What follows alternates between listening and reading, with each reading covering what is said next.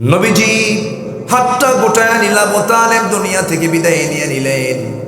আমার নবজি তাকে বিদায় দেওয়ার মাত্র 3 দিন যেতে না যেতেই নবজির মধ্যে পেরেশানি বেড়ে গেল। নবজির চোখের পানি বন্ধ হয় না। ইতিমধ্যেই আমার নবীর জীবনের সবচেয়ে বড় সঙ্গিনী খাদিজাতুল কুবরা রাদিয়াল্লাহু তাআলা আনহা নবীর সামনে আস্তে করে দাঁড়িয়ে বলছেন, ইয়া রাসূলুল্লাহি, দীর্ঘদিন আপনার সঙ্গে দাম্পত্যময় জীবন কাটালাম, যদি কোনো ভুল করে থাকি মেহেরবানি করে আপনি আমাকে মাফ করে দিয়ে। রাসূল বললেন, খাদিজা তুমি এমন করে তো কথা বলো না, মূল বিষয়টা কি আমাকে একটু খুলে বলো। সঙ্গে সঙ্গে খাদিজা বলছেন, ইয়া রাসূলুল্লাহি, জীবনে আপনার কাছে আমি তেমন কিছু বলি নাই, আমার মন বলছে আমি মনে হয় বাঁচব না, যে কোনো মুহূর্তে দুনিয়া থেকে বিদায় নিয়ে নেব। আমি যদি দুনিয়া থেকে বিদায় নিয়ে নেই হুজুর, আমি আপনার কাছে কিছু চাচ্ছি, আপনি আমাকে দিবেন নাকি? রাসূল বলছেন, খাদিজা তুমি এমন করে 24 বছর আমাকে কোনোদিন বলো নাই কিছু চাও নাই আমার কাছে, বরঞ্চ জীবনের সমস্ত কিছু আমার জন্য তুমি উজাড় করে দিয়েছো। খাদিজা আজকে তুমি আমার কাছে যা চাইবে আমি তাই দিয়ে দেব। কি চাচ্ছ বলো খাদিজা, তুমি বলো। সঙ্গে সঙ্গে বলছেন, ইয়া রাসূলুল্লাহি, আমি আপনার কাছে জাগতিক জীবনের কোনো কিছু চাবো না, আপনার কাছে চাবো আমি সেই জিনিসটা হলো আমি সেই জায়গাকে খুব ভয় পাই। কোন জায়গাকে ভয় পাও খাদিজা? খাদিজা বলছেন, ইয়া রাসূলুল্লাহি, আমি যখন মারা যাব আপনি আমার জন্য 3টা কাজ করবেন। নাম্বার 1 হলো যখন মরে যাব আমি আমার লাশটা কেউ ছোবে না, আপনি আমার লাশটা নিজের পিঠে বহন করে কবর পর্যন্ত নিয়ে চলে যাবেন, কবরের শোয়া দিবেন, আমার চেহারা কিবলামুখী করে দিবেন, কবর থেকে আপনি দাঁড়াবেন না। যখন সল জমিন ফেরেশতা এসে প্রশ্ন করবে, আমার বিশ্বাস আমার এই টুটাফাটা আমল দিয়ে আমি মনে হয় জবাব দিতে পারবো না, আপনি আমার জবাবটা দিয়ে দিবেন। আমার নবীজি কথাগুলো শুনতে শুনতে চোখের পানি বেয়ে বেয়ে টপ টপ করে পড়ছিল। রাসূল কেঁদে কেঁদে বলছেন, খাদিজা রে, চিন্তা করো না, চিন্তা করো না, তোমার মৃত্যু যদি হয়ে যায় তোমার সমস্ত কথাগুলো আমি অক্ষর অক্ষরে পালন করবো। জোরে বলি সুবহানাল্লাহ। খাদিজার মতো মানুষ যাকে আল্লাহ তাআলা সরাসরি সালাম পর্যন্ত দিয়েছেন, সেই খাদিজার মতো মানুষ কবরের চিন্তা করে। আর আমাদের চিন্তা এমন, সপ্তাহে একদিন জুমার নামাজ পড়ে আবার বুক উঁচু করে বলে, আল্লাহ আমারে জান্নাত না দিয়ে যাবে কোথায়? এরকম পাবলিক আছে না?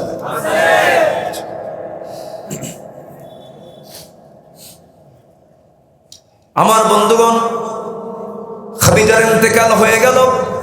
অনেক লম্বা কথা ছিল, একটু শর্ট করে বলবো, সামনে বেশ কিছু কথা জমা হয়ে আছে, বেশি সময়ও নেব না, একটু কান পেতে পেতে শুনবেন।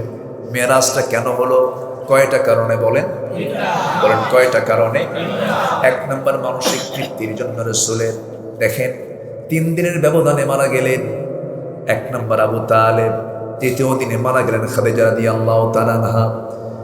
এই 2 জন ব্যক্তি যখন দুনিয়া থেকে বিদায় নিয়ে নিলেন, নবীজির পেরেশান, অস্থিরতা বেড়ে গেল। কারণ সামাজিকভাবে আবু তালেব ছিল নেতৃস্থানীয় ব্যক্তিদের অন্যতম। আবু জেহেল যখন রাসূলের বিরুদ্ধে ষড়যন্ত্র করতে আসতো, সামনে দাঁড়ায় যেতেন আবু তালেব। এইদিকে খাদিজার ছিল সম্পদ। সমাজে যে সমস্ত লোকদের সম্পদের পরিমাণ সবচেয়ে বেশি থাকে, তাদের সমাজে তাদের মূল্যায়ন কম থাকে না বেশি থাকে? খাদিজার একটা প্রভাব ছিল, ওনার বড় বড় ইম্পোর্টের এক্সপোর্টের বিজনেস ছিল, তার প্রভাবটা সমাজে কাজ করেছে। খাদিজার ভয়েও অনেকে কেউ কিছু করতে পারে নাই। এই 2 জন নবীর খুব কাছের মানুষ যখন দুনিয়া থেকে বিদায় হয়ে গেছে, আমার নবীজির মধ্যে পেরেশানি হয়ে গেল। বিশেষ করে খাদিজার ইন্তেকাল যখন হয়ে গেল, নবীজি কাঁদতে কাঁদতে খাদিজার লাশটা কবরের দিকে নিয়ে চলে গেলেন, কবরে শোয়া দিলেন। আমার নবীজি তার চেহারা কিবলামুখী করে দেন, বারবার আসমানমুখী হয়ে যায়। জিবরিল বলছেন, ইয়া রাসূলুল্লাহ, খাদিজার চেহারা কিবলামুখী হবে না, কারণ খাদিজার চেহারার সঙ্গে আরশের সরাসরি সম্পর্ক হয়ে গেছে। আল্লাহ তাকে নিজে সালাম দিয়েছেন। আমার নবীজি কবরের মাটিতে দাঁড়ানো, জিবরিল আমিন বলছেন, ইয়া রাসূলুল্লাহ, আপনি কবরে দাঁড়ানো কেন? আপনি উঠে দাঁড়ান, চলে আসেন। রাসূল বলছেন, ভাই জিবরিল, খাদিজার সঙ্গে আমার ওয়াদা হয়ে গেছে, 3টা প্রশ্নের জবাব আমি তার হয়ে দিয়ে দেব। জিবরিল বলছেন, ইয়া রাসূলুল্লাহ, খাদিজার 3টা প্রশ্নের জবাব দেবার জন্য আজকে আপনার কোনো প্রয়োজন হবে না, আল্লাহ নিজেই দিয়ে দেবে। নিজের চোখে সেই কবরস্থানটা আমি দেখেছি। আমার সমস্ত ম্যাক্সিমাম আত্মীয়, আমার নবীজির ম্যাক্সিমাম আত্মীয় স্বজন সব মদিনায় শুয়ে আছেন, কিন্তু খাদিজা শুয়ে আছেন কোথায়? মক্কায়। মাকবারাতুল মুআল্লা, মুআল্লা কবরস্থানে তাকে দাফন করেছেন রাসূল নিজে। ওই যে দাফন করে আসলেন, মৃত্যুর দিন পর্যন্ত এমন কোনো দোয়া নাই যে দোয়ায় খাদিজার নামটা রাসূলের বাদ পড়েছে। প্রত্যেকটা মুহূর্ত খাদিজার কথা স্মরণ করেছেন তিনি। নবীজি খাদিজাকে শোয়া দিয়ে আসলেন, কবরে রেখে আমার নবীজি বাড়িতে এসে ঘুমাতে পারেন না। ঘুমাতে যখন যান, হাতটা আগায় দেন, বউটা নাই। ফাতিমার দিকে তাকায় তাকায় কাঁদেন, কুলসুমের দিকে তাকায় তাকায় কাঁদেন। আমার নবীজির পেরেশানি দূর হয় না। ওই দিকে আবু জাহেলরা খেপে গেল, রেগে গেল, খুব আনন্দ তারা প্রকাশ করছে, কারণ মুহাম্মাদের সামনে যেতে আর কোনো বাধা নাই, কারণ 2টা লোক দুনিয়া থেকে বিদায় নিয়েছে। সাহাবে কেরামকে ধরে আর মারে, সাহাবে কেরামকে যেখানেই পায় সেখানেই ধরে মারে, রক্তাক্ত করে দেয়। ইয়াসার পরিবারকে মুরগি রানের মতো ইয়াসারকে টুকরো করে শহীদ করে দেওয়া হলো। আমার বন্ধুগণ, নবীর গায়েও তারা হাত তোলার ষড়যন্ত্র করলো। আমার নবীজি এই একটা বড় পেরেশানির মধ্যে সময়গুলো পার করছিলেন, দিনগুলো পার করছেন, আর টেনশনের সময়গুলো কাটতেছে। নবীর কানে কিছুক্ষণ পর পর সংবাদ আসে, হুজুর অমুক সাহাবীকে মারছে আবু জাহেল, ওকে ধরে নিয়ে গেছে, ওকে মারতেছি। বেলালকে মারতে মারতে পিঠের চামড়া তুলে ফেলে দিয়েছে। হুজুর বেলাল তো মনে হয় মরে যাবে। রাসূল কাঁদতে কাঁদতে বলছেন, আবু বকর, আল্লাহ তোমাকে প্রচুর সম্পদ দিয়েছেন, বেলালকে কিছু স্বর্ণ মুদ্রা দিয়ে হলো বেলালকে মুক্ত করে আনো, আল্লাহ তোমাকে জান্নাতের দরজা খুলে দিবে।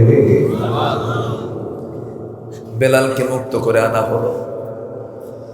নবীজি নিজের চোখে দেখতে পেলেন, মাথা থেকে পা পর্যন্ত বেলালের এমন কোন অংশ নাই যে অংশে তার ক্ষত চিহ্ন নাই, জখম হয়ে গেছে, কালো মানুষ আরো কালো হয়ে গেছে। রাসূল তাকে জড়িয়ে ধরে বলছেন, বেলাল রে, তো রক্ত জমিনে পড়েছে, এই জমিনেই দেখবি আল্লাহর দিন কায়েম হয়ে গেছে। দিন কায়েমের একটি অনন্য একটি মাধ্যম হলো দিন কায়েম সেখানে হবে যেখানে রক্ত ঝরবে। রক্ত ঝরলে ইতিহাস তৈরি হয়। আল্লাহু আকবার। রক্ত ঝরলে কি তৈরি হয়? ইতিহাস তৈরি হয়। এই দেশ কেমনি স্বাধীন হয়েছে? রক্ত দেওয়া লাগে নাই? আস্তে কর, রক্ত দেওয়া লাগে নাই? জান দিতে হয়েছে, রক্ত দিতে হয়েছে, ইতিহাস পরিবর্তন হয়েছে, ইতিহাস তৈরি হয়েছে। একটা দেশকে স্বাধীনের জন্য যদি রক্ত দিতে হয়, জীবন দিতে হয়, দিন কায়েমের জন্য জীবন দেওয়ার তেমন না যার মধ্যে কাজ করে না, সেই বান্দার নয়, সে মুনাফিক। সে কি? মুনাফিকরা নামাজ পড়তে পারে কিন্তু জান দিতে যাবে না, খালি বলবে যত রক্ত লাগে দেব, প্রয়োজনে লোক পাঠাবো, আমি যাব না। কথা কি বুঝতেছেন? যত রক্ত লাগে দেব, প্রয়োজনে লোক পাঠাবো, আমি যাব না। আছে না নাই? কষ্ট পাচ্ছেন নাকি আপনারা? আলোচনা চালিয়ে যাই, জোরে বলি ইনশাআল্লাহ। আমি আজকে মেরাজের একটা চিত্র সংক্ষিপ্ত করে তুলে ধরেই আমি শেষের দিকে যাব। তাহলে রাসূল মেরাজে গেছেন, উদ্দেশ্য কয়টা মনে আছে কি আপনাদের? তাহলে এখন রাসূলের জীবন থেকে কয়জন মানুষ নাই? তারা কি গুরুত্বপূর্ণ? গুরুত্বপূর্ণ কিনা? শুধু গুরুত্বপূর্ণ, খুব গুরুত্বপূর্ণ ব্যক্তি। 2 জনে চলে গেলেন, কিন্তু মানুষ তো চলেই যাবে, মানুষ তো মরেই যাবে, আমিও চলে যাব, আপনিও চলে যাবেন। নবীজি ওই দিকে পেরেশান হলেন না, নবীজি চিন্তায় পড়ে গেলেন, মক্কার চিত্র তো চেঞ্জ হয়ে গেছে, ওরা আমার দিকে ধেয়ে আসতেছে, আমার সাহাবীদেরকে মারতেছে, কি করা যায়? এমন সময় বহু চিন্তায় তিনি পড়লেন। ইতিহাসে আছে এই বছরটাকে আমুল হুজুন বলা হয়, চিন্তার বছর বলা হয়। নবীজি চিন্তায় ঘুমাতে পারেন না, টেনশন কাজ করছে। আমার আল্লাহ বলছেন, জিবরিল আমার দোস্তের কাছে চলে যাও, আমার দোস্তের সমস্ত চিন্তা আমি আল্লাহ দূর করে দিতে চাই। আমার দোস্তের সমস্ত চিন্তা আমি দূর করে দিয়ে আমি তাকে আমার বাড়ির মেহমান বানায় নেব। আমি ফ্লাইট পাঠায় দিচ্ছি। কি পাঠায় দিচ্ছি? ফ্লাইট পাঠায় দিচ্ছি। সেই ফ্লাইটে চড়বে, আমার হাবিব আমার বাড়ির মেহমান হবে। আমি তাকে মেহমান বানায় আমার বাড়িতে নিয়ে আসবো। জোরে বলি আল্লাহ। এক নবী আল্লাহকে দেখতে চায়, আর আল্লাহ বলেন লান তারানি, আমাকে দেখতে পাবে না। সেটা কে বলেন তো? বাপরে বাপ, ঘুম নাই আপনাদের? না, মশানি তো আলাদা আওয়াজ শোনা। নামটা এত জোরে বললেন। এখন তো শ্রোতাও খুব সজাগ, শ্রোতারাও কম আওয়াজ জানে না। আলহামদুলিল্লাহ বল। মুসা আল্লাহকে দেখতে চেয়েছিলেন, আল্লাহ আমি তোমাকে দেখবো। কেন? অডিও কল দেই। উনি তো মাঝে মাঝে কথা বলতেন আল্লাহর সঙ্গে, সরাসরি অডিও কলে কথা বলতেন। একদিন বলছে, আল্লাহ একটা ভিডিও কল দেই। কি কথা কি বুঝতেছে? অডিও কল মারলাম, আজকে একটু ভিডিও কল মারবো। আল্লাহ বলতেছে ওই অপশন নাই, ওটা বন্ধ। আল্লাহু আকবার বলেন। আর আল্লাহ রাসূল, আমার রাসূল বলেনই নাই, আল্লাহ বলছেন আমার হাবিব আমার বাড়ির মেহমান বানায় নিচ্ছে আপনাকে। জোরে বলেন সুবহানাল্লাহ। এখন তো মোবাইল খুব জরুরি জিনিস। 5-6 দিন আগে আমার মাহফিল ছিল, হলো চুয়াডাঙ্গা। মাহফিলে গেলাম, খেতে বসলাম, মাহফিল কমিটি খাওয়াচ্ছে। হঠাৎ করে একজন বলতেছে, হুজুর আপনার বাড়ি কোথায়? তো বললাম আমার বাড়ি তো উত্তরবঙ্গের জন্মস্থান বগুড়ায় বাড়ি। হুজুর আমার মেয়েকে আমি বিয়ে দিয়েছি ঠাকুরগাঁয়। বললাম আমার বাড়ির ধারে না তো, ওটা আমার বাড়ি থেকে আরো 200 মাইল দূরে। সেই কোথায় ঠাকুরগাঁর, কোথায় বগুড়া? তো বললাম যে আপনি এত দূরে চুয়াডাঙ্গার মানুষ, আপনার মেয়েকে ঠাকুরগাঁ বিয়ে দিলেন, ঘটককে? হুজুর মোবাইল।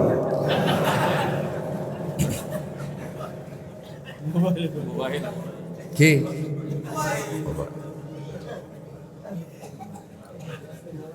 কথা বলবো? বলবো কথা?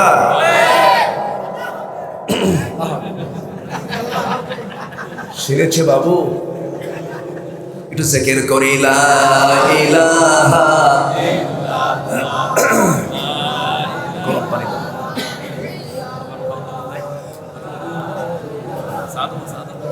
গরম পানি, গরম পানি। আরো জোরে লা ইলাহা।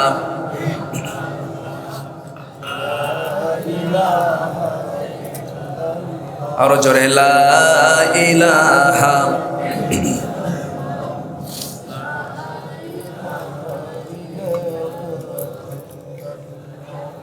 আরো জোরে লা ইলাহা। আরো জোরে লা ইলাহা। আরো জোরে লা ইলাহা। সুবহানাল্লাহ আলহামদুলিল্লাহ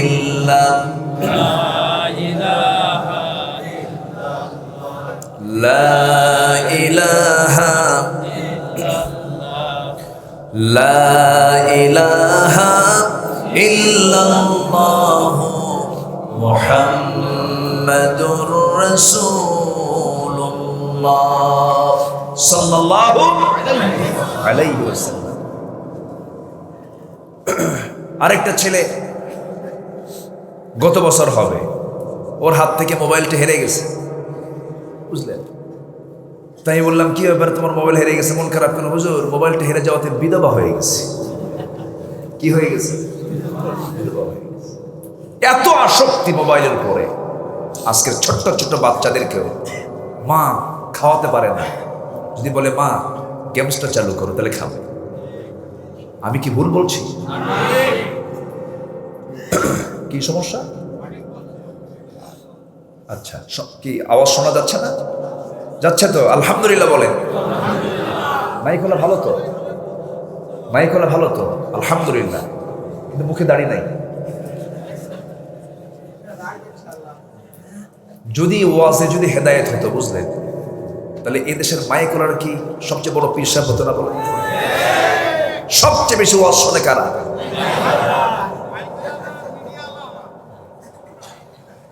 ঠিক কিনা? সম্মানিত ভাইয়েরা, তাহলে আবার মোবাইলে মিস কল মারে, মিস কল ভুলে যায় মহিলার কাছে, বুঝলেন? মিস কল ভুল করে কোথায় যায়? নাকি ভুলে যায়? ভুল করে যায় নাকি? ঠিকই যায়। আবার বলে হুজুর মিস কল তো কোরআন শরীফে আসছে, কোথায়? ফামাইয়া আমাল মিস কল, জোরে কর নাউযুবিল্লাহ। আজকে হাজার প্রবাসীর বউকে মানে ঘর ছাড়া করেছে এই মোবাইল। কত প্রবাসীর বউ যে হেরে গেছে এই মোবাইল দিয়ে আল্লাহ জানে। আমি কি ভুল বলতেছি? তাহলে মোবাইল দেওয়ার ক্ষেত্রে নীতিমালা, মুসলমানদের কিছু এখানে কন্ডিশন, কিছু সতর্কতার দরকার আছে না নাই? শিশুর হাতে মোবাইল, শিশুর হাতে আপনি একটা চাকু দিলেন, একটা আপেল দিলেন, বাবা তুমি আপেলটা কেটে খাও। সে কি আপেল কাটবে না হাত কাটবে? আপেল কাটার মতো সেই দক্ষতা তার হাতে এখন আসে নাই। ঠিক তেমনই মোবাইল ওই সমস্ত মেয়ের হাতে দেওয়া যাবে না যে মেয়ের হাতে গেলে পরে ও নিজেই ওটাকে ঘটক বানায় ছেড়ে ঠাকুর কাছে চলে যাবে। কোথায় চলে যাবে? খুব সাবধান। আচ্ছা, এগুলো কি কথা বলার দরকার আছে না বলেন?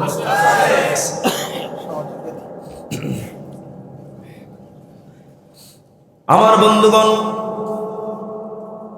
মুসা আলাইহিস সালাম আল্লাহকে দেখতে চান।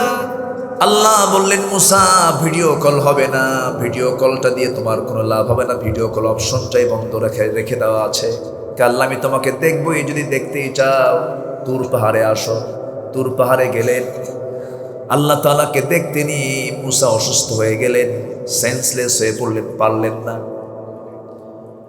কিন্তু আল্লাহ তাআলা তার হাবিবকে ইসরা করাচ্ছেন, মেরাজ করাচ্ছেন। আল্লাহ রাব্বুল আলামিন সুন্দর করে বলছেন সুবহানাল্লাযী আসরা বিআবদিহি লাইলাম মিনাল মাসজিদিল হারামি ইলাল মাসজিদিল আকসা আল্লাযী বারাকনা হাওলাহু লিনুরিয়াহু মিন আয়াতিনা ইন্নাহু হুয়াস সামিউল বাসীর। জোরে বলুন আল্লাহ। আমার রাসূলকে আল্লাহ তাআলা ইসরা করেন, রাত্রি ভ্রমণ। ইসরা মানে হলো রাত্রি ভ্রমণ।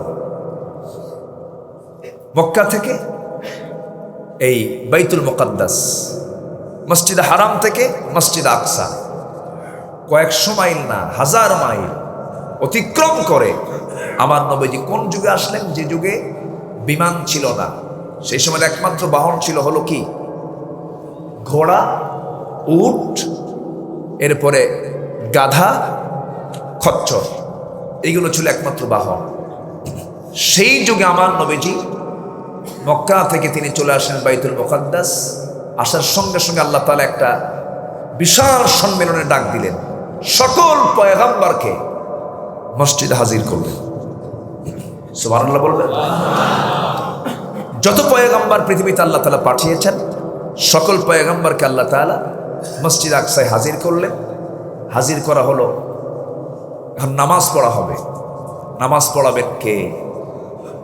এই নিয়ে জল্পনা কল্পনা চলছে। এমন সময় জিবরিল আমিন আলাইহিস সালাতু ওয়াস সালাম রাসূলকে আস্তে করে হাত দিয়ে ধরে ইমামের মুসল্লায় তাকে দাঁড় করায় দিলেন। নবীর সম্মান কত!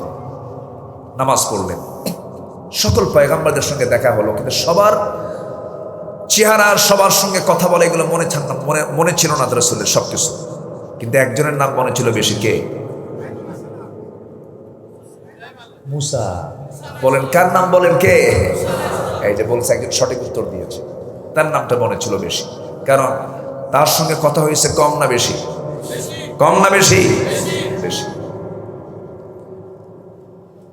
আমার নবীজি ওই জায়গা থেকে তাকে সালাম দেওয়া হলো। স্পেশাল ফ্লাইটে তিনি চললেন, মনের গতিতে তিনি আরশ আজিম পর্যন্ত চলে গেলেন।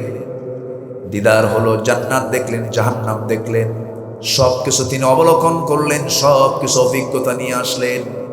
আমার আল্লাহর পরিচয় হলো, সবাই বলুন আলহামদুলিল্লাহি রাব্বিল আলামিন।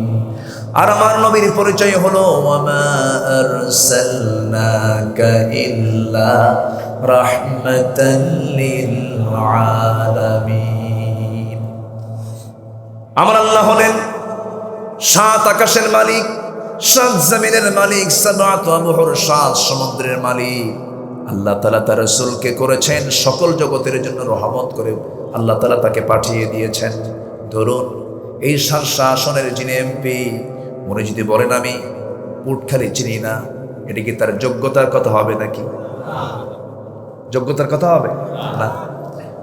যিনি এমপি হবেন এলাকার, তাকে পুটখালি চিনতে হবে, তাকে এইরকম করে নাফারন চিনতে হবে, সুবর্ণখালী চিনতে হবে, বাগাচাড়া চিনতে হবে, বাঁকড়া চিনতে হবে, এই এলাকাগুলো তাকে চিনতে হবে। তার নির্বাচনী আসনকে না চিনলে পরে তার যোগ্যতার অভাব আছে না নাই বলেন?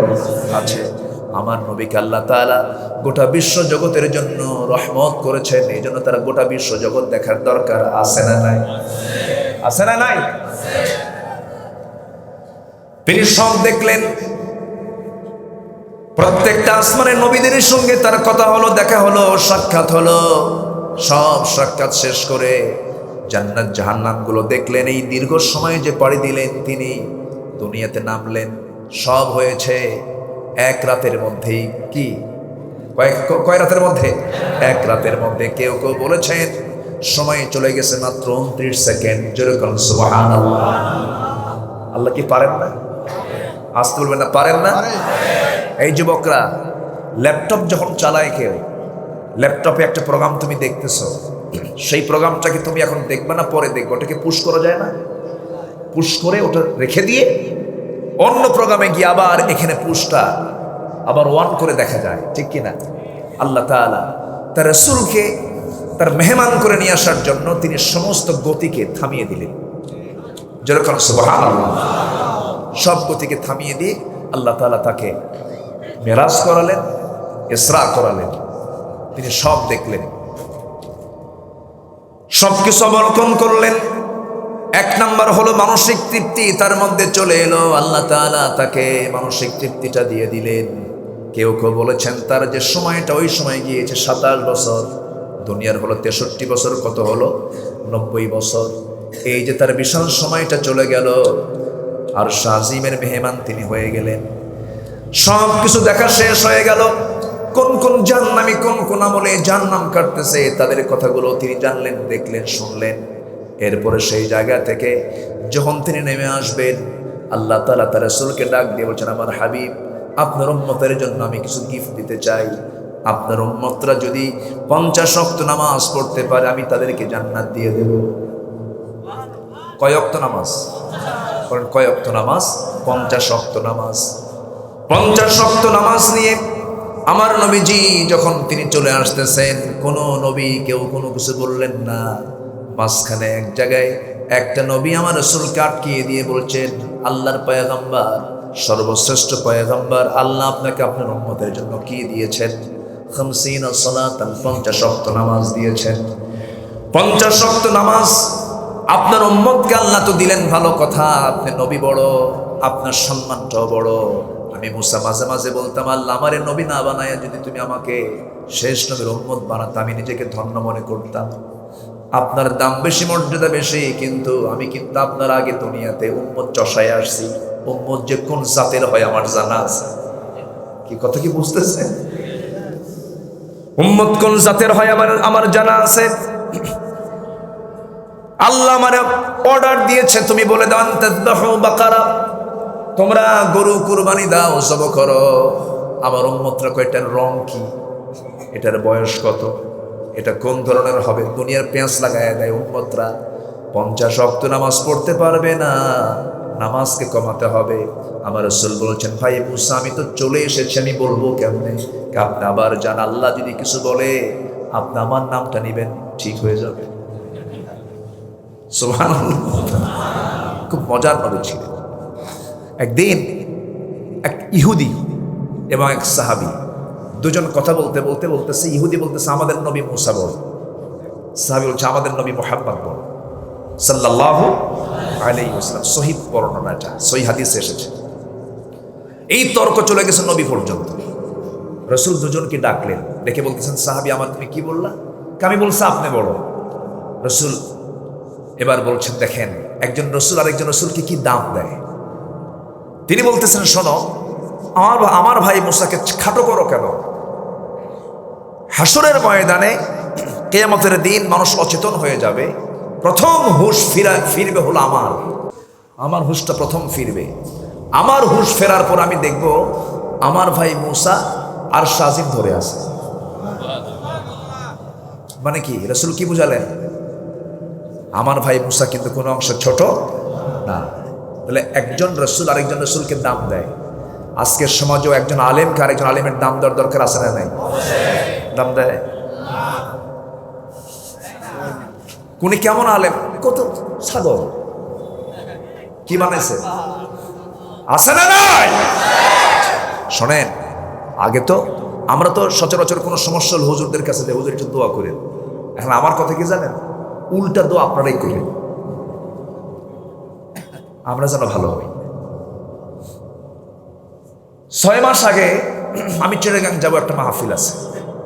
আমি এয়ারপোর্টে আমি বোর্ডিং পাস নিয়ে আমি বিমানে উঠবো, কিন্তু ভিতরে গিয়ে বসার জায়গা পাচ্ছি না। এখন তো সব জায়গায় পুরুষের আনাগোনা বেশি না মেয়েদের আনাগোনা বেশি? মেয়েদের। কিন্তু মেয়েরা থাকুক, সমস্যা নাই, তারা মার্কেটে যাবে, ঘোরাফেরা করবে, স্বামীকে নিয়ে সাথে যাবে, নিজের ভাইকে নিয়ে যাবে, সমস্যা নাই। কিন্তু পোশাকের কোনো সাইজ বাইজ আছে? দিন যাচ্ছে, কাপড় কি কমতেছে না বাড়তেছে? অভাবের কারণে। অভাবে না, অভাবে না স্বভাবে? স্বভাব অভাব না। কাপড় তত কমতেছে। যে নায়িকা যত কাপড় খুলতে পারে, সাহসী অভিনেত্রী। নাউজুবিল্লাহ বলো, যেরকম নাউজুবিল্লাহ। তো আমি ভিতরে ঢুকে বসার জায়গা পাচ্ছি না, সব বসার মতো পরিবেশই নাই। কোথায় বসি খুঁজতেছি, আমার মতো টুপিওয়ালা কই। দেখি যে একটা কোনায় এক টুপিওয়ালা বসে আছে, তা আমিও টুপিওয়ালা যাই। তো পাশে গিয়ে বসলাম, বসে সুন্দর করে একটা সালাম দিলাম, আসসালামু আলাইকুম, সালাম দিলাম। উত্তরও নেয় না, হাও কয় না, নাও কয় না, খেলে আমার দিকে চাই আছে মূর্তির মতো। তোনার টুপি আর আমার টুপির মিল নাই। তুমি আমার টুপির দিকে বারবার চেয়ে আছে, কিন্তু উত্তর দেয় না। তো পরে বললাম, মুরব্বী আমি আপনাকে সালাম দিয়েছি, আপনি কেমন আছেন? তাও কিছু কয় না। তো বললাম, মুরব্বী আপনার পরিচয়, আপনার নামটা প্লিজ। ধমকের সুরে বলতেছে, আমি অমক পীরজাদা। কি কথা কি বুঝতেছেন? যখন কইছে পীরজাদা, তো আমাকে বলতেছে, আপনি কে? আমি বললাম, আমি হলাম নবীজাদা। কি কথা কি বুঝতেছেন? ডিগ্রি কার বেশি হলো? কি কথা কি বুঝতেছেন?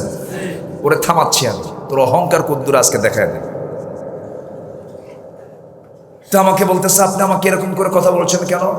হ্যাঁ, আমি তো বাস্তব তাই। আপনি যদি পীরের ছেলে হয়ে যদি পীরের পরিচয় দিতে পারেন, আপনি পীরজাদা হন। আমার বাপ তো নবী। ওয়ালাকাদ কাররামনা বানি আদম। আদম সন্তান আমি আদমের ছেলে। আদম নবী, আমি তার ছেলে, আমি নবীজাদা। আর কোনো আওয়াজ নাই, চুপচাপ বসে আছে, একটা কথা বলতেছে না। আমি পীরকে সম্মান করি, আমি পীরকে ভক্তি করি, শ্রদ্ধা করি, কিন্তু আসল পীর যারা মূল পীর ছিলেন, ফুরফুরা আবু বকর সিদ্দিক রহমতুল্লাহ আলাইহি,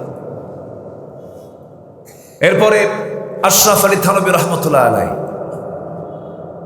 এরকম করে যারা খান জাহান আলী রহমতুল্লাহ আলাইহি, শাহজালাল ইয়ামিনী রহমতুল্লাহ আলাইহি, খাজা মাইনুদ্দিন চিশতি রহমতুল্লাহ আলাইহি, অবশ্যই তারা আল্লাহওয়ালা ছিলেন, পীর ছিলেন। কিন্তু সেই পীর কি আছে এখন?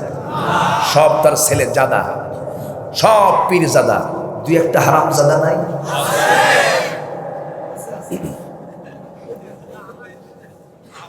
আসতে কোন কেন আছে না নাই? নামাজও পড়ে না, নামাজও পড়ে না তো, খাজা, খাজার নাম ঠিকই নাই, খাজা দিল কর তাজা, ইসমে জালাল গাজার কলকি খাওয়া হালাল। জোরে বলি নাউজুবিল্লাহ। আছে না নাই?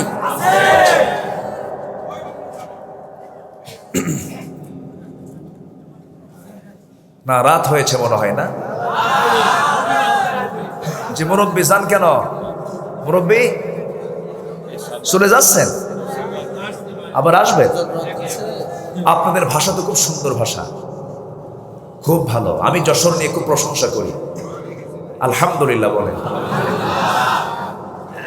এই এলাকার ভাষার সাথে পৃথিবীর কেউ পারবে না, আলহামদুলিল্লাহ।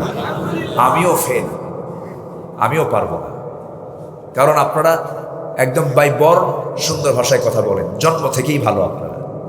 আর আমাদের চেষ্টা করে ভালো হতে হয়েছে, চেষ্টা করা লাগছে, আমাদের চেষ্টা লাগিয়ে না, এমনি হয়ে গেছে। বলি আলহামদুলিল্লাহ। নোয়াখালীর ভাষা আরো ভালো। হ্যাঁ, এই যে পানি হয় না আনি, আল্লাহ পাক হয় না আল্লাহ ফাক।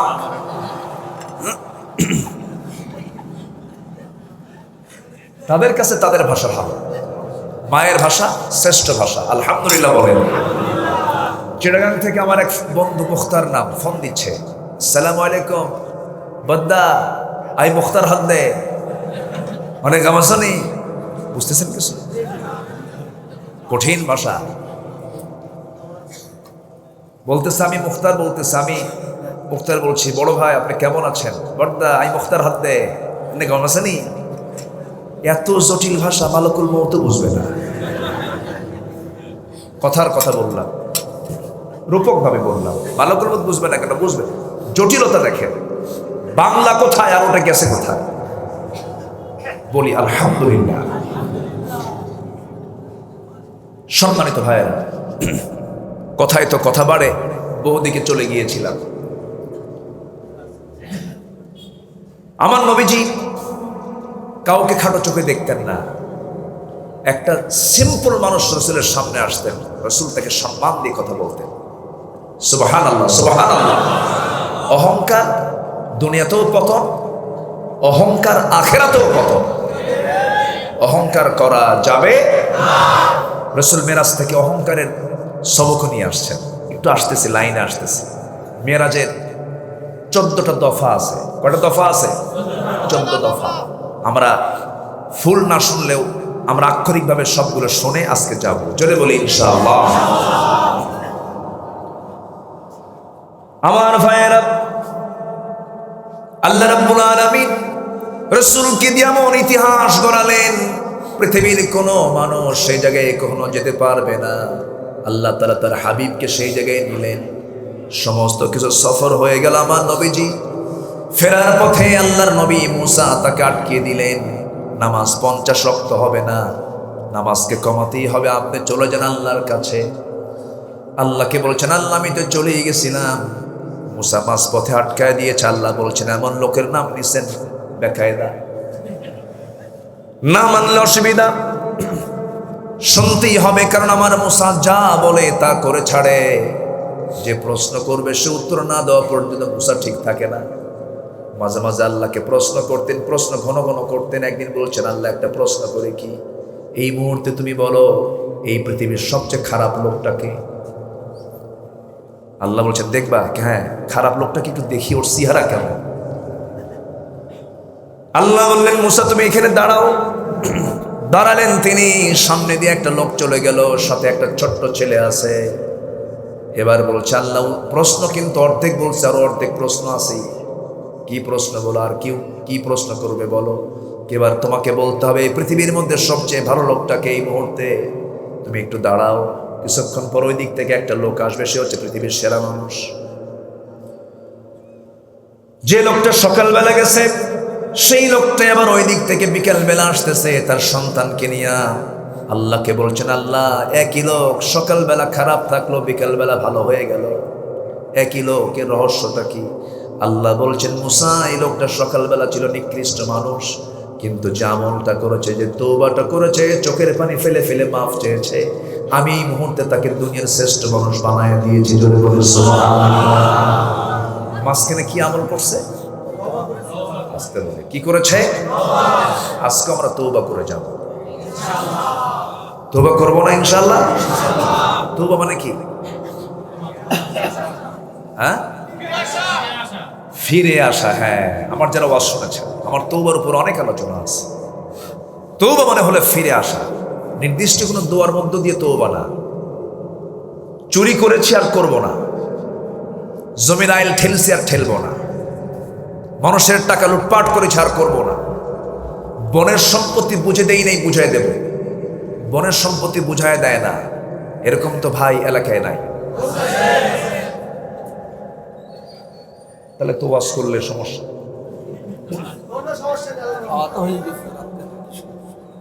বলবো বলবো, তবে আমার মায়েরা খুব খুশি হবে, বলছে ভালো কিছু বলে দেন। আমার ভাইয়েরা কিন্তু ওখানে বসে আছে, মাদের পক্ষে একটু ওয়াজ যাবেই। এক যুগ চলে যায়, বাপ মারা গেছে 1 যুগ 12 বছর, ভাইয়ের বনের সম্পত্তি ভাই বুঝায় দেয় না। হজ করছে 3 বার, পর পর ট্রিপল হাজি। কি হাজি বলেন? ট্রিপল হাজি। বছর বছর হজে যায়, কপালটা কালো বানাইছে, সুন্দর লাল দাড়িও বানায় নিয়েছে, মাথায় টুপি আছে, 5 ওয়াক্ত নামাজও পড়ে, হজেও যায়, কিন্তু বনটাকে সম্পদ বুঝায় দেয় না। বনের জায়গার উপরে ধান লাগায়, সেই ধানগুলো নিজের গোলায় ভরায়। হালাল না হারাম? হালাল না হারাম? বোন কিছুই লজ্জায় বলতে পারে না। বোন মনে মনে চিন্তা করে, ভাই আমার বিরুদ্ধে, আমি তার বিরুদ্ধে কিছু বলতে যাব, মান সম্মান থাকবে না। মাঝে মাঝে ভাই আবার চালাকি করে বোনকে নিয়ে আসে, বছরে 3-4 বার দাওয়াত দেয়, পাশে বসায় রাখে, বসায় রেখে ওয়াজ করে, বোন আমার শোনো, তুমি অংশ পাবে, আমার বাপ মরে গেছে, তুমি কিছু জমি পাবা, এটা সত্য কথা, কিন্তু একটা কথা বলি, জান নাই আপনি হেরে গেছেন। কাউকে ঠকালে নিজে যেতে না, নিজেই হেরে যায়। এই জন্য আমরা ঠকাবো না, ঠকে যাব দুনিয়া থেকে, আল্লাহ আমাকে সেই দিন জিতায় দিবেন। দুনিয়াতে কাউকে আমি ঠকাবো না। আমি তো আমার দেশে মানুষ খুব কম দেখি, আমার কাছে একটা মাঝে মাঝে প্রশ্ন জাগে, আপনারাই বলুন তো, আমার দেশে মানুষ বেশি না চোর বেশি? বলেন, ভালো করে বলেন। চোরই তো বেশি, মানুষ কোথায়? তাই না? যদি প্রশ্ন করি, আমার দেশে নামাজি বেশি না বেনামাজি বেশি? যে নামাজ পড়ে না সেটা কি ছোটখাটো চোর? আস্তে করে, ছোটখাটো চোর না বড় চোর? বড় চোর। সেই বড় চোর আপনার ছেলে মেয়েগুলো বাড়িতে থাকে, আপনার অধীনে থেকে খাওয়া দাওয়া করে, নামাজ পড়ে না, ফজরের সময় নাক ডেকে ঘুমায়, ও চোরে ভাত দেন কেন?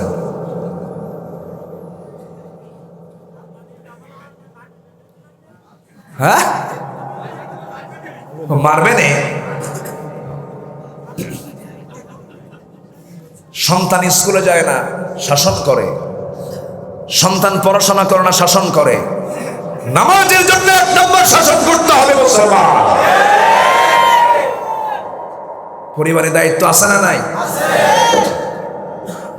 নামাজ চোর, সবচেয়ে বড় চোর। নামাজ নাই, পরিবারে নামাজ নাই, যে বউ নামাজ না পড়ে ও রান্না বান্না খাবেন কেমনে? মাদের দিচ্ছি আবার, এখন ভাবতেছেন 2 দিকে দেবো না, 2 দিকে দেবো তো, ব্যালেন্স করব। আপনার স্বামীকে আপনি রান্না করে খাওয়াচ্ছেন, আপনি নামাজ পড়েন না, আপনি বলবেন আমার স্ত্রীতে থাকতে হলে তোমাকে নামাজ পড়তে হবে। দায়িত্ব আছে না নাই? দায়িত্ব আছে না নাই? নামাজ পড়তে হবে। নামাজ 1 নম্বর কাজ। কয় নম্বর কাজ বলেন? আমার দেশে ভালো মানুষ কোথায়? মসজিদে যাব, নামাজ পড়ে আরাম পাই না। যদি শহরের মসজিদ হয়, নতুন জুতা হয়, ক্লিয়ার? নতুন জুতা যদি আপনি কাছে না রাখেন, যদি জুতাটা যদি আপনি সামনে না রেখে যদি পিছনে ধুয়ে দেন, সেজদা দিয়ে জিকির হবে না, খালি মনে হবে জুতা আছে তো। আমি কি ভুল বলছি?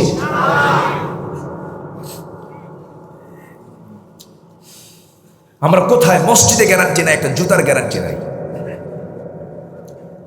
সাইকেল নিয়ে গেছেন বাজারে, শুধু এইদিকে তাকাইছেন, এদিকে সাইকেল নেই। গত বছর মাহফিল ছিল পতেঙ্গায়, আলোচনা করে মোনাজাত করে নামলাম, হাজার হাজার মানুষ। নামার সময় দেখি আমার জুতা জোড়া নাই। এমন ওয়াজ শুনছে, আমার জুতা মোহাব্বতই নিয়ে চলে গেছে। তাহলে বলেন, আমার কি মানুষ হতে পেরেছি? আচ্ছা, আরেকটা প্রশ্ন করি, আমার দেশের নেতা বেশি না কর্মী বেশি? বলেন তো, বলেন, নেতা বেশি না কর্মী বেশি? সব নেতা কি কোনোদিন মাঠে থাকে না মঞ্চে থাকে? নেতারা কোথায় থাকে? সব নেতা এই যদি হয় কর্মী, তো সব নেতা মঞ্চে ভাববি,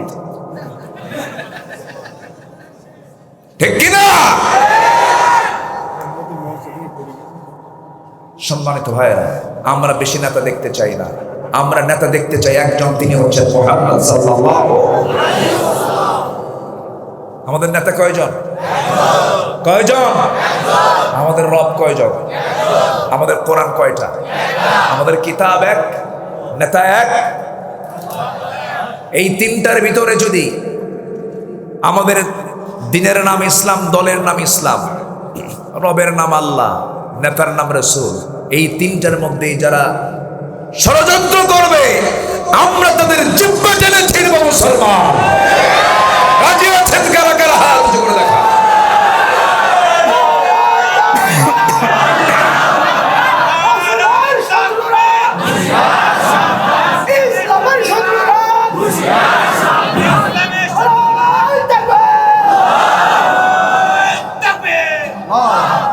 আল্লাহ কবুল করুন, জোরে বলি আমিন। জিকির করি লা ইলাহা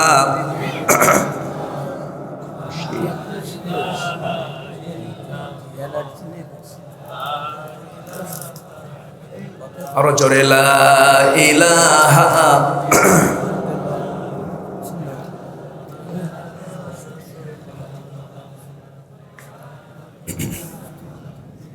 আরো জোরে লা ইলাহা ইল্লাল্লাহ সুবহানাল্লাহ আলহামদুলিল্লাহ।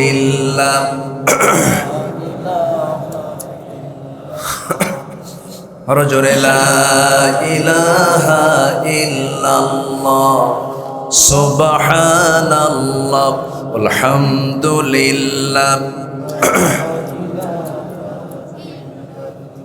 আরো জোরে লা ইলাহা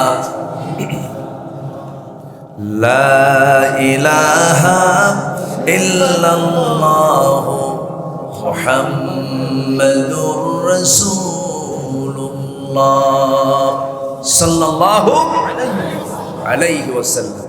সম্মানিত ভাইয়েরা, আমার এই ঠান্ডা লাগার মধ্য দিয়েই কষ্ট করে কথাগুলো বলছি, দরদ দিয়ে বলার চেষ্টা করছি। ভাইরে, যে কোনো মুহূর্তে আমি আপনি চলে যাব না?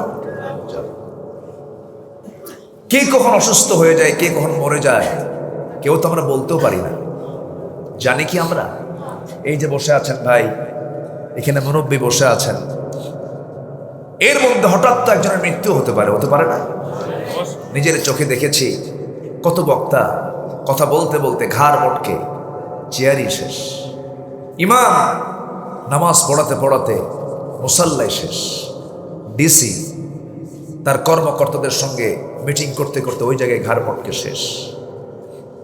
ধরুন এই জায়গায় আমরা যারা বসে আছি, হঠাৎ একজনের মৃত্যু হয়ে গেল, এই যে হাজার মানুষ সামনে বসা আছে, কিছু কি করতে পারবেন? কিচ্ছু না। আমরা কত দুর্বল, আমরা কতটুকু অসহায়। শুধু এখানে একজন মারা যাবে, বড় জোর আপনি কি করবেন? শার্শা উপজেলা স্বাস্থ্য কমপ্লেক্সকে একটা ফোন দিবেন, ফোন দিয়ে বলবেন একটা অ্যাম্বুলেন্স নিয়ে আসো। অ্যাম্বুলেন্সটা এখানে হাজির করবে, পুটখালির এই রাস্তায় রাখবে, চোখের পানি ফেলে ফেলে লাশটা নিয়ে শুধু অ্যাম্বুলেন্সে উঠাইয়া দিবেন। অ্যাম্বুলেন্সে উঠাইয়া দিয়া চোখের পানি ফেলে ফেলে কেন্দে শুধু এতটুকুই বলবেন ড্রাইভারকে, ড্রাইভার এই লাশটা নিয়ে বাড়িতে পৌঁছায় দাও। ড্রাইভারের লাশটা নিয়ে চলে যাবে, কিন্তু বাড়িতে পৌঁছায় দিলেও যে গিন্নির জন্য আপনি কত কষ্ট করেছেন, সন্তানটার জন্য মাথার ঘাম পায়ে ফেলে কত পরিশ্রম করে টাকা উপার্জন করেছেন, মারা যাওয়ার সঙ্গে সঙ্গে সেই সন্তান, সেই বউ, সেই আত্মীয় স্বজন কেউ আপনার পরিশ্রম করা টাকায় বাড়িটা বানিয়েছেন, সেই বেডরুমে আপনাকে উঠাবে না, আপনাকে তুলবে না, বরঞ্চ বারান্দাও জায়গা হবে না, আপনার লাশটা নিয়ে ঘরের একটা কোনায় রাখবে না, বাইরে উঠানের একটা কোনায় আস্তে করে একটা কাপড় দিয়ে আড়াল করে দিয়া সেই জায়গায় আপনাকে গোসল করায় দেবে। কোনো কাপড় চোপড় থাকবে না, কোনো সেলাইওয়ালা কাপড় চোপড় চলবে না, যতটুকু গায়ে ছিল সেইটুকু কেচি দিয়ে কেটে আপনার শরীর থেকে সেই কাপড়গুলো খুলে নিয়া কম দামি কাফনের কাপড়টা পরায় দেবে, মাথায় বাঁধন দেবে, পায়ে বাঁধন দিয়ে দেবে, ওই যে বিদায় দিয়ে দেবে, কবরে শোয়া দেবে। দিন শেষে আমার বন্ধু কেউ নয়, একমাত্র কেবলমাত্র শুধুমাত্র কে? কে? সে আল্লাহর কাছেই তো ফিরে যেতে হবে ভাই, সে আল্লাহর কাছেই যখন ফিরে যেতে হবে, আজকে আমরা সিদ্ধান্ত নেব। মেরাজের আলোচনায় রসুল মেরাজ থেকে 50 ওয়াক্ত নামাজ তো নিয়ে আসেন নাই, আপিল করে আবার আল্লাহকে যখন বললেন 50 থেকে, আল্লাহ তাআলা বলছেন আবার হাবিব নামাজ 50 ওয়াক্ত দিয়েছিলাম, যেহেতু আপিল পড়েছে 50 লাগবে না, 40 লাগবে না, 30 লাগবে না, 20 লাগবে না, 10 লাগবে না, ডান পাশের শূন্য কেটে দিলাম। মাত্র 5 ওয়াক্ত নামাজ যদি আপনার উম্মতরা পড়তে পারে, 50 ওয়াক্তের সমান সব আমি তার আমলনামায় দিয়ে দেব। 5 ওয়াক্ত নামাজ পড়বেন কারা কারা হাত তুলে দেখান, দেখেন তো কারা কারা তুললো না, এরকম কেউ আছে নাকি? দেখেন তো, হ্যাঁ কারা কারা 5 ওয়াক্ত নামাজ পড়বেন এটা হাত তুলে দেখেন না দেখি।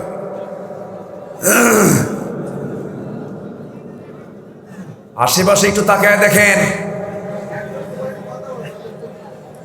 জোরে বলি আল্লাহ, আরো জোরে আল্লাহ। শোনেন, হাত যদি না তোলেন ভিডিওতে কিন্তু আপনার হাত মিস হয়ে যাবে, ফেরেশতারা ভিডিও করতেছে না? জোরে বলি আল্লাহ। আমাদেরকে 5 ওয়াক্ত সালাত আদায় করার তৌফিক তুমি আল্লাহ দিয়ে দাও। জোরে বলি আমিন, আরো জোরে আমিন। হাত নামান। কষ্ট পেলেন? মনে হয় কষ্ট দিয়ে দিলাম। সম্মানিত ভাইয়েরা, আমার নবীজি যখন চলে আসবেন সেই সময় সাথে করে 14 দফা নিয়ে এসেছেন। কয় দফা বলেন তো? সূরা বনী ইসরাঈল আল্লাহ তাআলা তাও একটা করে উপস্থাপন করেছেন, একটা একটা করে। আমি সংক্ষিপ্ত করে এই 14টা দফা আমি ভাঙ্গা ভাঙ্গা কণ্ঠে আমি বলেই আমি আমার কাঙ্ক্ষিত মোনাজাতের দিকে চলে যাব। আস্তে আস্তে কেউ যাবেন না আমার সঙ্গে, আমি মুসাফির মানুষ, এখানে সফরের হালতে আছি, এখানে আলেম উলামা আছেন, হাফেজ, একটা ছেলের দস্তরবন্দি হয়েছে, আমরা একসঙ্গে মোনাজাত করব। সবাই থাকবেন না ইনশাআল্লাহ? একটু জিকির করি লা ইলাহা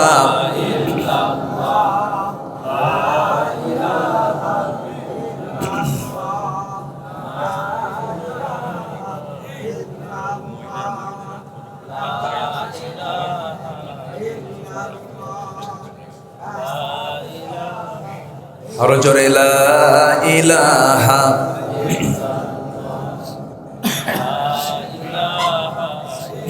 আরো জোরে লা ইলাহা সুবহানাল্লাহ আলহামদুলিল্লাহ আরো জোরে লা ইলাহা সুবহানাল্লাহ আলহামদুলিল্লাহ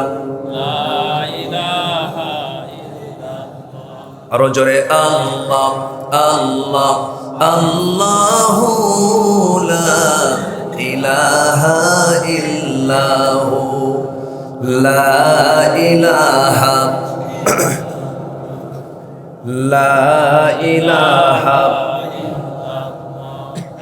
লা ইলাহা ইল্লাল্লাহু মুহাম্মাদুর রাসূলুল্লাহ সাল্লাল্লাহু আলাইহি ওয়াসাল্লাম। তাহলে আমরা নামাজের সিদ্ধান্ত কিন্তু নিয়েছি আজকে। নামাজ আমরা আজকের থেকে আর কেউ ছেড়ে দেব না। বাড়িতে মা বোন আছে না নাই? মা বোনদের জন্য পর্দা করা কি? আসতে বলবেন না, পর্দা করা কি সুন্নত ইবাদত না ফরজ ইবাদত? কিন্তু বোরকার বিরুদ্ধেও কথা বলার মতো লোক আছে না নাই? যারা বোরকার বিরুদ্ধে কথা বলে তারা কি সত্যিকারের মুসলমান হতে পারে? হতে পারে? বোরকার বিরুদ্ধে তারাই কথা বলে যারা মেয়েদের ইজ্জত নিয়ে যারা ছিনিমিনি খেলে। আমার মাকে আমরা কি উলঙ্গ রাখবো না ঢেকে রাখবো? উলঙ্গ রাখবো না ঢেকে রাখবো? আমার মাকে ঢেকে রাখার দায়িত্ব আমার। এই জন্য আমি একটা ফর্মুলা দিচ্ছি, আমার মা আপনিও শুনবেন। 14 জন পুরুষের সাথে যদি আপনি 14 জন পুরুষ, এমন পুরুষ যাদের সঙ্গে আপনি দেখা করতে পারবেন, কারণ তাদের সঙ্গে আপনার বিয়েটা হারাম। বিয়েটা কি হারাম। এই 14 জন পুরুষ ছাড়া পৃথিবীর সকল পুরুষের সঙ্গে আপনার পর্দা করা ফরজ। যদি আপনি এই আমলটা করতে পারেন, আল্লাহর 8টা জান্নাত আপনাকে ডাকবে। জোরে বলে সুবহানাল্লাহ। এই 14 জন পুরুষ কারা কারা? মেয়েদের ক্ষেত্রে আমি একটু বলছি, মনোযোগ দিয়ে শুনবেন আমার মায়েরা। নাম্বার 1, বাবা। কি বলেন তো? বাবা। দেখা করা জায়েজ আছে না নাই? ছেলে, ভাই, নানা, দুধ ভাই, মামা, ভাতিজা, ভাগিনা, চাচা, দাদা, শ্বশুর, সব ছেলে, দুধ ছেলে, মেয়ের জামাই। কয়জন হলো? 14 জন। এটা মেয়েদের জন্য। কিন্তু স্বামী ছাড়া স্বামীর সামনে কোনো সতর নাই, স্বামীর সামনে কোনো মাথার কাপড় রাখার বাধ্যবাধকতা নাই। এটা তার জন্য কোনো এখানে আড়াল নাই। কিন্তু বাবার সামনে দেখা করতে গেলেও, বাবার সামনেও দেখা করতে গেলেও অবশ্যই তার মাথায় এবং বুকে কাপড়ের দরকার আছে না নাই? আধুনিক কিছু পরিবার আছে বাবার সামনে মেয়েটা ওড়না নেয় না, আছে না? আছে না? বাবার সামনে কেমনে রাস্তায় তো নেয় না। পুরুষদের ক্ষেত্রে ওই 14 জন। তাহলে আমাদেরও পর্দা আছে না নাই? আচ্ছা, আমরা 14 জন নারী ছাড়া পৃথিবীর কোনো নারীর সঙ্গে আমরা দেখা অথবা কথা বলবো না, পর্দার নিয়ম ছাড়া। মনে থাকবে? নাম্বার 1 মা। নাম্বার 1 কি? মা। দেখা করা জায়েজ আছে না নাই? কিন্তু মার ঘরে যদি আমি ঢুকি অনুমতি ছাড়া, সওয়াব না গুনাহ? গুনাহ হবে। নাম্বার 2 হলো নিজের মেয়ে, বোন, নানি, দুধমা, খালা, ভাতিজি, ভাগিনী, ফুফু, সৎ মা, দাদি, শাশুড়ি, দুধ মেয়ে, ছেলের বউ, ছেলের স্ত্রী। কয়জন হলো? 14 জন। এই হুকুম কি মোল্লার না আল্লাহ? এই হুকুমগুলো কে দিয়েছেন? আল্লাহ দিয়েছেন। যদি আজকের সমাজে যদি এই পর্দার বিধান যদি থাকতো, ধর্ষণের কোনো নিউজ আমরা পেতাম? জেনার কোনো রেকর্ড সমাজে থাকতো? শুধুমাত্র পর্দাটা নাই। আসুন আমরা আমাদের মেয়েদেরকে জাহান্নাম থেকে বাঁচাই, মেয়েদেরকে পর্দার মধ্যে রাখার চেষ্টা করি। আল্লাহ সেই তৌফিক দান করুন। যুবকরা, আজকে তোমরা যারা আসছো আজকের মাহফিলে, যুবকদের প্রায় প্রশ্ন আমার কাছে আসে, হুজুর আমরা কি করব সামনে, ভবিষ্যৎ আমাদের কি হবে, কিছু আমাদের উপদেশ দেন। যুবকদের প্রায় চিন্তা হলো, হুজুর পড়াশোনা করে বসে আছি, কোনো চাকরি বাকরি নেই, বেকার জীবন। আছে না? এই যুবকরা, তোমাদের এই প্রশ্ন আছে না? তোমাদের যুবকদেরকে আমি বলবো, তোমরা 3টা কাজ করবা আজকের থেকে। কয়টা কাজ? 3টা কাজ করবা। আল্লাহ তাআলা তোমাকে তোমার রিজিক যা লিপিবদ্ধ ছিল আল্লাহ তাআলা তার ডাবল করে দিবে। কি যুবকরা বলবো? বলবো আমি?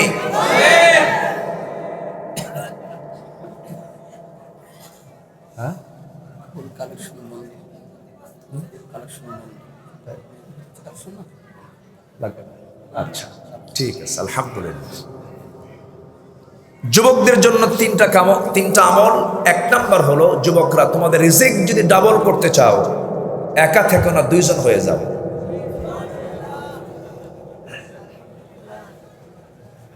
কেউ খুশি হয় না, একা থেকো না, কয়জন হও। মেয়েকে বিয়ে দিয়ে আপনি টাকাওয়ালা জামাই পাবেন, আপনার মেয়ের ঘরটা ফার্নিচার দিয়ে ভরবে, কিন্তু সুখ পাবেন না, ভালোবাসা পাবেন না। ভালোবাসা পেতে হলে ঈমান লাগবে। কি লাগবে? ঈমান লাগবে। নবীজি তার মেয়ে ফাতিমাকে বিয়ে দিয়েছেন ধনীর সাথে না গরিবের সাথে? গরিবের সাথে। আল্লাহ।